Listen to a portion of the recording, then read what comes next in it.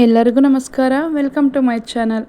ಇವತ್ತಿನ ವಿಡಿಯೋದಲ್ಲಿ ಕೋಡ್ಬಳೆ ಹೇಗೆ ಮಾಡೋದು ಅಂತ ತೋರಿಸ್ತಾ ಇದ್ದೀನಿ. ಸಂಜೆ ಸ್ನ್ಯಾಕ್ಸ್ಗಾಗಿರ್ಬೋದು ಅಥವಾ ಹಬ್ಬಗಳ ಟೈಮಲ್ಲಿ ಆಗಿರ್ಬೋದು ತುಂಬಾ ಕ್ವಿಕ್ ಆ್ಯಂಡ್ ಟೇಸ್ಟಿಯಾಗಿ ಮಾಡ್ಕೋಬೋದು. ತುಂಬ ಜಾಸ್ತಿ ಐಟಮ್ ಏನು ಬೇಕಾಗೋದಿಲ್ಲ. ಸ್ವಲ್ಪನೇ ಐಟಮ್ನ ಯೂಸ್ ಮಾಡಿಕೊಂಡು ತುಂಬಾ ರುಚಿಕರವಾಗಿ ತುಂಬಾ ಗರಿಗರಿಯಾಗಿ ಮಾಡೋದು ಹೇಗೆ ಅಂತ ನೋಡೋಣ. ಅದಕ್ಕಿಂತ ಮುಂಚೆ ನನ್ನ ಚಾನಲ್ನ ದಯವಿಟ್ಟು ಸಬ್ಸ್ಕ್ರೈಬ್ ಮಾಡಿಕೊಂಡು ಸಪೋರ್ಟ್ ಮಾಡಿ. ಮೊದಲು ಇಲ್ಲಿ ಒಂದು ಪ್ಯಾನ್ನ ಬಿಸಿ ಇಟ್ಕೊಂಡಿದ್ದೀನಿ. ಪಾತ್ರೆ ಚೆನ್ನಾಗಿ ಬಿಸಿ ಆದಮೇಲೆ 1 ಕಪ್ ಅಳತೆಯಿಂದ ನಾನಿಲ್ಲಿ 1 ಕಪ್ ಆಗುವಷ್ಟು ಮೈದಾ ಹಿಟ್ಟನ್ನು ತಗೊಂಡಿದ್ದೀನಿ. ಮೈದಾ ಹಿಟ್ಟನ್ನು ಹಾಕಿದ್ಮೇಲೆ ಲೋ ಫ್ಲೇಮಲ್ಲಿ 2 ರಿಂದ 3 ನಿಮಿಷ ಹುರ್ಕೋಬೇಕು. ಜಾಸ್ತಿ ಸೀಸ್ಕೊಳ್ಳೋದಕ್ಕೆ ಹೋಗಬಾರ್ದು. ಕೈಯಲ್ಲಿ ಮುಟ್ಟಿದ್ರೆ ಬಿಸಿ ತಾಗಬೇಕು. ಅಲ್ಲಿವರೆಗೂ ಹಿಟ್ಟನ್ನು ಮಿಕ್ಸ್ ಮಾಡ್ಕೊಳ್ತಾ ಚೆನ್ನಾಗಿ ಹುರ್ಕೋಬೇಕು. ಕೋಡ್ಬಳೆ ಜಾಸ್ತಿ ಮಾಡ್ತೀನಿ ಅಂದರೆ ಮೈದಾ ಹಿಟ್ಟು ಕೂಡ ಜಾಸ್ತಿ ಹಾಕೋಬೇಕು. ನಾನಿಲ್ಲಿ 1 ಕಪ್ ಆಗುವಷ್ಟು ಮೈದಾ ಹಿಟ್ಟನ್ನು ಹಾಕ್ಕೊಂಡು 2 ರಿಂದ 3 ನಿಮಿಷ ಲೋ ಫ್ಲೇಮಲ್ಲಿ ನೋಡಿ ಈ ರೀತಿ ಕೈಗೆ ಮುಟ್ಟಿದ್ರೆ ಸ್ವಲ್ಪ ಬಿಸಿ ತಾಗಬೇಕು. ಅಲ್ಲಿವರೆಗೂ ಹುರ್ಕೊಂಡಿದ್ದೀನಿ. ಇವಾಗ ಅದೇ ಪಾತ್ರೆಗೆ ಲೋ ಫ್ಲೇಮ್ ಇಟ್ಕೊಂಡೇ 1 ಕಪ್ ಆಗುವಷ್ಟು ಚಿರೋಟಿ ರವೆನ ಮಿಕ್ಸ್ ಮಾಡ್ಕೋಬೇಕು. ನಾವು ಯಾವುದು ಕಪ್ಪಲ್ಲಿ ಮೈದಾ ಹಿಟ್ಟು ಹಾಕ್ಕೊಂಡಿದ್ವಿ ಅದೇ ಕಪ್ಪಲ್ಲಿ ಕೋಡ್ಬಳೆಗೆ ಮಿಕ್ಸ್ ಮಾಡ್ಕೊಳ್ಳೋದಕ್ಕೆ ಅದೇ ಕಪ್ ಯೂಸ್ ಮಾಡಬೇಕಾಗುತ್ತೆ. ಇವಾಗ ಚಿರೋಟಿ ರವೆ ಹಾಕಿ 2 ನಿಮಿಷ ಲೋ ಫ್ಲೇಮಲ್ಲಿ ಈ ರೀತಿ ಮಿಕ್ಸ್ ಮಾಡಿಕೊಂಡು ಚೆನ್ನಾಗಿ ಹುರಿದು ಸ್ಟವ್ ಆಫ್ ಮಾಡ್ಕೊಂಡಿದ್ದೀನಿ. ಇವಾಗ ಅದೇ ಪಾತ್ರೆಗೆ ಅಕ್ಕಿ ಹಿಟ್ಟನ್ನು ಹಾಕೋಬೇಕು.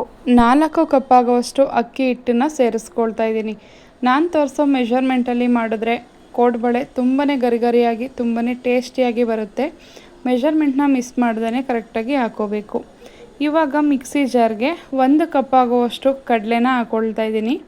ಕಡಲೆ ಹಾಕ್ಕೊಂಡು ಈ ರೀತಿ ನೈಸಾಗಿ ಪೌಡರ್ ಮಾಡಿ ತಗೋಬೇಕು. ತರಿಯಾಗಿ ಪೌಡರ್ ಮಾಡ್ಕೊಳ್ಳೋದಕ್ಕೆ ಹೋಗಬಾರ್ದು. ನಾವು ಕೋಡ್ಬಳೆ ಮಾಡ್ತಾ ಇರೋದ್ರಿಂದ ನೈಸಾಗಿ ಈ ರೀತಿ ಪೌಡರ್ನ ಮಾಡಿ ಎತ್ತಿಟ್ಕೋಬೇಕು. ಇವಾಗ ಅದನ್ನು ಕೂಡ ನಾವು ಮೈದಾ ಹಿಟ್ಟು, ರವೆ, ಅಕ್ಕಿ ಹಿಟ್ಟು ಹಾಕಿದ್ವಲ್ಲ ಅದಕ್ಕೇ ಮಿಕ್ಸ್ ಮಾಡಿಕೊಂಡು ಜೀರಿಗೆನ ಸೇರಿಸ್ಕೊಳ್ತಾ ಇದ್ದೀನಿ. 1.5 ಸ್ಪೂನ್ ಆಗುವಷ್ಟು ಜೀರಿಗೆನ ಸೇರಿಸ್ಕೊಳ್ತಾ ಇದ್ದೀನಿ. ಇವಾಗ ಅದಕ್ಕೇ ರುಚಿಗೆ ತಕ್ಕಷ್ಟು ಉಪ್ಪನ್ನು ಸೇರಿಸ್ಕೋಬೇಕು. ಉಪ್ಪನ್ನು ನೋಡಿ ಸೇರಿಸ್ಕೊಳ್ಳಿ. ಇವಾಗ ಅಚ್ಕಾರದ ಪುಡಿನ ಸೇರಿಸ್ಕೋಬೇಕು. ನಾನು ಮೆಣಸಿನ್ಕಾಯಿ ಯೂಸ್ ಮಾಡಿಲ್ಲ. ಮೆಣಸಿನ್ಕಾಯಿನಾದರೂ ಪುಡಿ ಮಾಡಿ ಹಾಕೋಬೋದು ಕಡಲೆ ಪುಡಿ ಮಾಡುವಾಗ.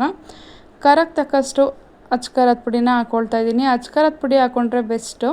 ಇವಾಗ ಇದಿಷ್ಟನ್ನೆಲ್ಲ ನೀಟಾಗಿ ಮಿಕ್ಸ್ ಮಾಡ್ಕೋಬೇಕು. ಎಲ್ಲ ಹಿಟ್ಟುಗಳನ್ನು ಚೆನ್ನಾಗಿ ಬೆರೆಯೋ ರೀತಿ ಕೈಯಲ್ಲಿ 2 ರಿಂದ 3 ನಿಮಿಷ ಚೆನ್ನಾಗಿ ಮಿಕ್ಸ್ ಮಾಡ್ಕೋಬೇಕು. ನೋಡಿ ಇವಾಗ ಹಿಟ್ಟು ಮಿಕ್ಸ್ ಆಗಿದೆ. ಇವಾಗ ಇದಕ್ಕೆ ಬೆಣ್ಣೆ ಮತ್ತು ಸ್ವಲ್ಪ ಎಣ್ಣೆನ ಜಸ್ಟ್ ಬಿಸಿ ಮಾಡಿ ಸೇರಿಸ್ಕೋಬೇಕು. 4 ರಿಂದ 5 ಸ್ಪೂನ್ ಆಗುವಷ್ಟು ಬೆಣ್ಣೆ ಹಾಕ್ಕೊಳ್ತಾ ಇದ್ದೀನಿ. ಹಾಗೆಯೇ ಅದರ ಜೊತೆಗೇ 3 ರಿಂದ 4 ಸ್ಪೂನ್ ಆಗುವಷ್ಟು ಎಣ್ಣೆನ ಬಿಸಿ ಮಾಡಬೇಕು. ತುಂಬ ಜಾಸ್ತಿ ಕಾಯಿಸ್ಕೊಳ್ಳೋದಕ್ಕೆ ಹೋಗಬಾರ್ದು. ಜಸ್ಟ್ ಬಿಸಿ ಮಾಡಿ ಹಾಕೋಬೇಕು. ಬೆಣ್ಣೆ ಮತ್ತು ಎಣ್ಣೆ ಮೆಷರ್ಮೆಂಟ್ ಕರೆಕ್ಟಾಗಿ ಹಾಕ್ಕೊಂಡ್ರೆ ಕೋಡ್ಬಳೆ ತುಂಬಾ ಚೆನ್ನಾಗಿ ಬರುತ್ತೆ. ಹಾಕಿದ ತಕ್ಷಣ ಹೊಡ್ಕೊಳ್ಳೋದಾಗಿರ್ಬೋದು, ಪುಡಿ ರೀತಿ ಆಗೋದಿಲ್ಲ. ಇವಾಗ ನೋಡಿ ಚೆನ್ನಾಗಿ ಒಂದು ಸಲ ಮಿಕ್ಸ್ ಮಾಡ್ಕೋಬೇಕು. ಬೆಣ್ಣೆ ಮತ್ತು ಎಣ್ಣೆ ಹಾಕಿರ್ತೀವಲ್ಲ, 1 ಸ್ಪೂನ್ ಸಹಾಯದಿಂದ ಚೆನ್ನಾಗಿ ಒಂದು ಸಲ ಮಿಕ್ಸ್ ಮಾಡಿಕೊಂಡು ಕೈಯಲ್ಲಿ ಚೆನ್ನಾಗಿ ಈ ರೀತಿ ಉಡಿ ಆಗೋವರೆಗೂ ಮಿಕ್ಸ್ ಮಾಡ್ಕೋಬೇಕು. ಎಲ್ಲ ಹಿಟ್ಟಿನ ಜೊತೆ ಬೆಣ್ಣೆ ಮತ್ತು ಎಣ್ಣೆ ಮಿಕ್ಸ್ ಆಗೋವರೆಗೂ ಚೆನ್ನಾಗಿ ಮಿಕ್ಸ್ ಮಾಡ್ಕೋಬೇಕು. ನೋಡ್ತಾ ಇದ್ದೀರಲ್ವ, ವಿಡಿಯೋದಲ್ಲಿ ತೋರಿಸ್ತಾ ಇದ್ದೀನಲ್ಲ, ಈ ರೀತಿ ಹಿಟ್ಟು ಒಂದು ಸಲ ಕೈಯಲ್ಲಿ ಹಿಡಿದ್ರೆ ಈ ರೀತಿ ಉಂಡೆ ರೀತಿ ಆಗಬೇಕು. ಅಲ್ಲಿವರೆಗೂ ಹಿಟ್ಟನ್ನ ಚೆನ್ನಾಗಿ ಒಂದು ಸಲ ಕಲಸ್ಕೊಂಡು ಆದಮೇಲೆ ಒಂದೇ ಸಲ ಕಲಿಸ್ಕೊಳ್ಳೋದಾದ್ರೂ ಕೂಡ ಕಲಿಸ್ಕೋಬೋದು. ನಾನಿಲ್ಲಿ 2 ಪೋರ್ಷನ್ ಮಾಡಿ ಕಲಿಸ್ಕೊಳ್ತಾ ಇದ್ದೀನಿ. ಸ್ವಲ್ಪ ಒಣ ಹಿಟ್ಟನ್ನು ತೆಗೆದು ಇಟ್ಕೊಳ್ತಾ ಇದ್ದೀನಿ. ನೋಡಿ ಇಷ್ಟನ್ನು ತೆಗೆದು ಇಟ್ಟಿದ್ದೀನಿ.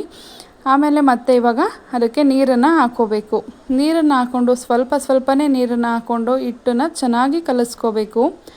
ಒಂದೇ ಸಲ ಹಿಟ್ಟನ್ನು ಕಲಿಸ್ಕೊಂಡ್ರೆ ಕೋಡ್ಬಳೆ ಮಾಡೋ ಅಷ್ಟರಲ್ಲಿ ಹಿಟ್ಟು ಸ್ವಲ್ಪ ಒಣಗಿಬಿಡುತ್ತೆ ಅಂತ ನಾನು ತೆಗೆದಿಟ್ಟಿದ್ದೀನಿ. ಒಂದೇ ಸಲ ಕೂಡ ಕಲಿಸ್ಕೋಬೋದು. ನೋಡಿ ಇವಾಗ ಈ ರೀತಿ ಸ್ವಲ್ಪನೇ ನೀರನ್ನು ಹಾಕ್ಕೊಂಡು ಹಿಟ್ಟನ್ನು ಚೆನ್ನಾಗಿ ಕಲಿಸ್ಕೋಬೇಕು. ನೋಡಿ ಇವಾಗ ಹಿಟ್ಟು ರೆಡಿಯಾಗಿದೆ. 2 ರಿಂದ 3 ನಿಮಿಷ ಹಿಟ್ಟನ್ನು ಕಲಸಾದ್ಮೇಲೆ ಈ ರೀತಿ ಸಾಫ್ಟಾಗಿ ಬರೋವರೆಗೂ ಹಿಟ್ಟನ್ನು ನಾದ್ಕೋಬೇಕು.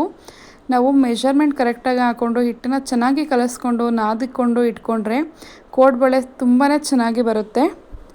ನೋಡಿ ಇವಾಗ ಹಿಟ್ಟು ರೆಡಿಯಾಗಿದೆ. 2 ರಿಂದ 3 ನಿಮಿಷ ಹಿಟ್ಟನ್ನು ಚೆನ್ನಾಗಿ ನಾದ್ಕೊಂಡು ಇಡ್ತಾ ಇದ್ದೀನಿ.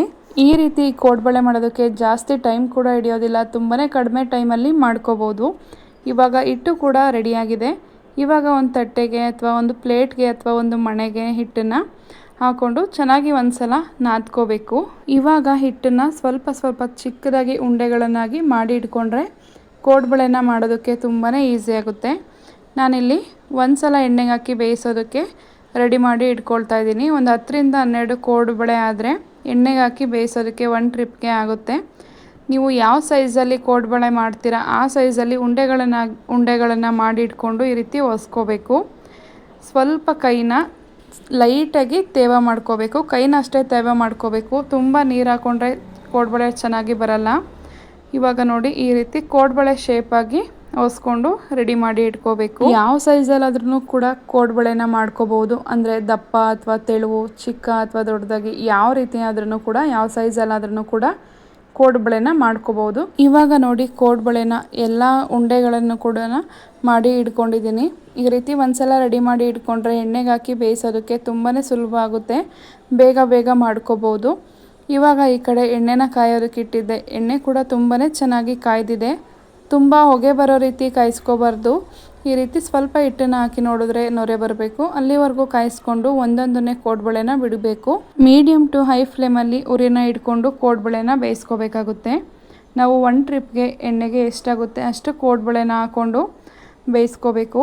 ಕೋಡುಬಳೆ ಹಾಕಿದ ತಕ್ಷಣ ತಿರುಗಿಸೋದಕ್ಕೆ ಹೋಗಬಾರ್ದು. 1-2 ನಿಮಿಷ ಬಿಟ್ಟು ತಿರುಗಿಸ್ಕೋಬೇಕು. ಇಲ್ಲ ಅಂತಂದರೆ ಬೆಂದಿರಲ್ಲ ಅಲ್ವಾ, ಆವಾಗ ಸ್ವಲ್ಪ ಕಟ್ಟಾಗೋ ಚಾನ್ಸಸ್ ಇರುತ್ತೆ. ಈ ರೀತಿ 1-2-3 ನಿಮಿಷ ಬಿಟ್ಟು ತಿರುಗಿಸ್ಕೊಂಡ್ರೆ ಸ್ವಲ್ಪನೂ ಕೂಡ ಹೊಡ್ಕೊಳ್ಳೋದಾಗಿರ್ಬೋದು ಅಥವಾ ಎಣ್ಣೆಗೆ ಹಾಕಿದ ತಕ್ಷಣ ಕದಲೋಗಿರೋದಾಗಿರ್ಬೋದು, ಆ ರೀತಿ ಏನೂ ಕೂಡ ಆಗಲ್ಲ. ನೋಡಿ ಎಷ್ಟು ಚೆನ್ನಾಗಿ ಬರ್ತಾ ಇದೆ ಕೋಡುಬಳೆ ಅಂತ, ತುಂಬಾ ಚೆನ್ನಾಗಿ ಬರುತ್ತೆ. ಇವಾಗ 4-5 ನಿಮಿಷ ಎರಡೂ ಸೈಡ್ ಕೂಡ ತುಂಬಾ ಚೆನ್ನಾಗಿ ಈ ರೀತಿ ಲೈಟಾಗಿ ಕಲರ್ ಚೇಂಜ್ ಆಗೋವರೆಗೂ ಬೇಯಿಸ್ಕೋಬೇಕು. ನೋಡಿ ಉರಿ ಮಾತ್ರ ಮೀಡಿಯಮ್ ಟು ಹೈ ಫ್ಲೇಮಲ್ಲಿ ಇಟ್ಕೊಳ್ಬೇಕು. ತುಂಬ ಬ್ರೌನ್ ಕಲರ್ ಆಗೋವರೆಗೂ ಬೇಯಿಸ್ಕೋಬಾರ್ದು. ಲೈಟಾಗಿ ಕಲರ್ ಚೇಂಜ್ ಆಗಿ ಸ್ವಲ್ಪ ಕ್ರಿಸ್ಪಿ ಆಗಬೇಕು, ಅಲ್ಲಿವರೆಗೂ ಬೇಯಿಸ್ಕೋಬೇಕು. ನೋಡಿ ಇವಾಗ ಕಂಪ್ಲೀಟಾಗಿ ನೊರೆ ಕಡಿಮೆ ಆಗಿದೆ. ಕೋಡುಬಳೆ ಕೂಡ ತುಂಬಾ ಚೆನ್ನಾಗಿ ಬೆಂದಿದೆ. ಈ ಕನ್ಸಿಸ್ಟೆನ್ಸಿ, ಈ ಕಲರ್ ಆಗೋವರೆಗೂ ಬೇಯಿಸ್ಕೊಂಡ್ರೆ ಸಾಕು, ಕೋಡುಬಳೆ ರೆಡಿ ಆಗುತ್ತೆ. ಈ ರೆಸಿಪಿನ ಸಂಜೆ ಏನಾದರೂ ತಿನ್ನಬೇಕು ಸ್ನ್ಯಾಕ್ಸ್ಗೆ ಅಂತ ಅನ್ನಿಸ್ದಾಗ್ಲೂ ಕೂಡ ತುಂಬಾ ಕಡಿಮೆ ಸಮಯದಲ್ಲಿ ಮಾಡ್ಕೋಬೋದು. ಟೇಸ್ಟ್ ಅಂತೂ ತುಂಬಾ ಚೆನ್ನಾಗಿರುತ್ತೆ. ಇವಾಗ ನೋಡಿ ಮತ್ತೆ ಸ್ವಲ್ಪ ಕೋಡುಬಳೆನ ಬಿಟ್ಟು ಚೆನ್ನಾಗಿ ಈ ರೀತಿ 4-5 ನಿಮಿಷ ಎರಡೂ ಸೈಡ್ ಕೂಡ ಬೇಯಿಸ್ಕೋಬೇಕು. ಯಾವುದಾದ್ರೂ ಹಬ್ಬಗಳಲ್ಲೂ ಅಷ್ಟೇ, ಏನೇ ಫಂಕ್ಷನಲ್ಲಾದ್ರೂ ಅಷ್ಟೇ ಕೋಡುಬಳೆ ಮಾಡೋದಾದರೆ ಈ ರೀತಿ ಸಿಂಪಲ್ಲಾಗಿ ಟೇಸ್ಟಿಯಾಗಿ ಮಾಡ್ಕೋಬೋದು. ನೋಡಿದ್ರಲ್ವಾ ಕೋಡುಬಳೆ ರೆಸಿಪಿ ಎಷ್ಟು ಈಸಿ ಆ್ಯಂಡ್ ಟೇಸ್ಟಿಯಾಗಿ ಮಾಡೋದು ಅಂತ. ನಿಮಗೂ ಏನಾದರೂ ಈ ವಿಡಿಯೋ ಇಷ್ಟ ಆಗಿದ್ದರೆ ವಿಡಿಯೋಗೊಂದು ಲೈಕ್ ಮಾಡಿ, ನಿಮ್ಮ ಫ್ರೆಂಡ್ಸ್ ಫ್ಯಾಮಿಲಿ ಜೊತೆ ಶೇರ್ ಮಾಡೋದನ್ನು ಮರಿಬೇಡಿ. ದಯವಿಟ್ಟು ಯಾರೆಲ್ಲ ಹೊಸದಾಗಿ ನೋಡ್ತಾ ಇದ್ದೀರಾ ನನ್ನ ಚಾನಲ್ನ ಸಬ್ಸ್ಕ್ರೈಬ್ ಮಾಡಿಕೊಂಡು ಸಪೋರ್ಟ್ ಮಾಡಿ. Thank you for watching my video.